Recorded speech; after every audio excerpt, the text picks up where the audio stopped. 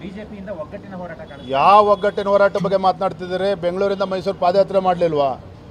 BJP ಎಲ್ಲ ನಾಯಕರು ಒಗ್ಗಟ್ಟಾಗಿ ಬೆಂಗಳೂರಿಂದ ಮೈಸೂರಿಗೆ ಪಾದಯಾತ್ರೆ ಮಾಡಿರ್ತಕ್ಕಂಥ ಪರಿಣಾಮವಾಗಿ ಇವತ್ತು ರಾಜ್ಯಪಾಲರು ಸ್ಯಾಂಕ್ಷನನ್ನು ನೀಡಿರ್ತಕ್ಕಂಥದ್ದು, ಈಗ ರಾಜ್ಯದ ಉಚ್ಚ ನ್ಯಾಯಾಲಯ ಕೂಡ ಎತ್ತಿಡ್ದಿರ್ತಕ್ಕಂಥದ್ದು ಒಪ್ಕೊಳ್ತಾನೆ. ಕೆಲವು ನಮ್ಮ ಪಕ್ಷದಲ್ಲಿದ್ದಂಥ ನಾಯಕರಿಗೆ ಪಾದಯಾತ್ರೆ ಮಾಡೋ ಮುನ್ನ ಏನು ಪಾದಯಾತ್ರೆ ಮಾಡೋದ್ರಿಂದ ಏನು ಪ್ರಯೋಜನ, ಲಾಜಿಕಲ್ ಎಂಡಿಗೆ ತೆಗೆದುಕೊಂಡು ಹೋಗಕ್ಕೆ ಸಾಧ್ಯ ಇದೆಯಾ, ಪಾದಯಾತ್ರೆ ಬಗ್ಗೆ ಲೀಗಲ್ ಬ್ಯಾಟಲ್ ಮಾಡಬೇಕಾಗಿತ್ತು ಅಂತ ಅವ್ರದ್ದೇ ಆದಂಥ ಅಭಿಪ್ರಾಯ ಒಳ್ಳೆಯ ದೃಷ್ಟಿಯಿಂದ ಕೊಟ್ಟಿದ್ದರು. ಆದರೆ ಎಲ್ಲದಕ್ಕೂ ಕೂಡ ನಿನ್ನೆ ಉತ್ತರ ಸಿಕ್ಕಿದೆ. ಇವತ್ತು ನಮ್ಮ ಪಾದಯಾತ್ರೆ ಹೋರಾಟದ ಪರಿಣಾಮವಾಗಿ ಇವತ್ತು ರಾಜ್ಯದ ಮುಖ್ಯಮಂತ್ರಿಗಳಾಗಿರ್ತಕ್ಕಂಥ ಸಿದ್ದರಾಮಯ್ಯನವರು ತಾವೇನು ತಪ್ಪೇ ಮಾಡಿಲ್ಲ ಅಂತೇಳಿ ಬಿಂಬಿಸ್ತಕ್ಕಂಥ ಪ್ರಯತ್ನ ಮಾಡ್ಕೊಂಡು ಬಂದಿದ್ರು. ನಿನ್ನೆ ತೀರ್ಪು ಸ್ಪಷ್ಟವಾಗಿ ಹೇಳಿದೆ, Prima ಫೇಸಿ case has been made out against the chief minister Siddaramaiah. ಮುಖ್ಯಮಂತ್ರಿಗಳು ಸಿದ್ದರಾಮಯ್ಯನವರು ಮೇಲ್ನೋಟಕ್ಕೆ ತಪ್ಪು ಮಾಡಿದ್ದಾರೆ. ಮುಖ್ಯಮಂತ್ರಿಗಳ ಯಾವುದೇ ಸಹಿ ಇಲ್ಲದೆ ಇದ್ದರೂ ಸಹ ಪರದೆಯಿಂದ ನಿಂತ್ಕೊಂಡು ಎಲ್ಲ ಈ ಹಗರಣಕ್ಕೆ ಅವರು ಕೂಡ ಸಾಕ್ಷಿಯಾಗಿದ್ದಾರೆ.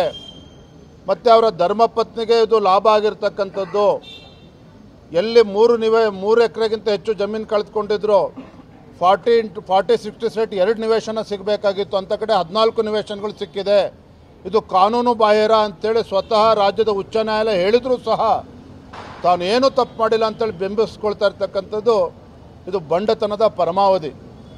ನಾನು ನೆನೆ ದಿನ ಅವ್ರ ಕಾರ್ಯಕ್ರಮವನ್ನು ಕೂಡ ಗಮನಿಸ್ತಾ ಇದ್ದೆ. ಪಕ್ಕದಲ್ಲೇ ಕೂತಿದ್ದಂಥ ಗೌರವಾನ್ವಿತ ಉಪಮುಖ್ಯಮಂತ್ರಿಗಳು ಬಹಳ ಗಾಂಭೀರ್ಯವಾಗಿ ಕೂತಿದ್ರು. ಒಂದು ಕಡೆ ಸಿದ್ದರಾಮಯ್ಯನವ್ರು ಹೇಳ್ತಾರೆ, ಯಾವುದೇ ಕಾರಣಕ್ಕೂ ನಾನು ಮುಖ್ಯಮಂತ್ರಿ ಸ್ಥಾನಕ್ಕೆ ರಾಜೀನಾಮೆ ಕೊಡೋದಿಲ್ಲ ಅಂತೇಳಿ. ಎಲ್ಲ ಒಂದು ಕಡೆ ಡಿ ಕೆ ಶಿವಕುಮಾರ್ ಅವರ ಅಂತರಾಳದಲ್ಲಿ ಯಾತಕ್ಕೆ ರಾಜೀನಾಮೆ ಕೊಡೋದಿಲ್ಲ ನಾನು ನೋಡ್ತೇನೆ ಅನ್ನುವ ತೊಡೆ ತಡ್ತಕ್ಕಂಥದ್ದು ಅವ್ರ ಮುಖದಲ್ಲಿ ಕಾಣ್ತಾ ಇತ್ತು. ಹಾಗಾಗಿ ನೀವೇನು ಕೂಡ ಗಾಬರಿ ಮಾಡ್ಕೋಬೇಡಿ. ನಿನ್ನೆಯ ತೀರ್ಪು ಬಂದ ನಂತರದಲ್ಲಿ ಭಾಳಷ್ಟು ರಾಜಕೀಯ ಬೆಳವಣಿಗೆಗಳು ರಾಜ್ಯದಲ್ಲಿ ಆಗೋದಿದೆ. ಮುಖ್ಯಮಂತ್ರಿ ಸ್ಥಾನವೂ ಕೂಡ ಪಲ್ಲಟ ಆಗ್ತಕ್ಕಂಥದ್ದು ನಿಶ್ಚಿತ. ಅದನ್ನು ಯಾರೂ ಕೂಡ ತಪ್ಪಿಸೋದಕ್ಕೆ ಸಾಧ್ಯ ಇಲ್ಲ.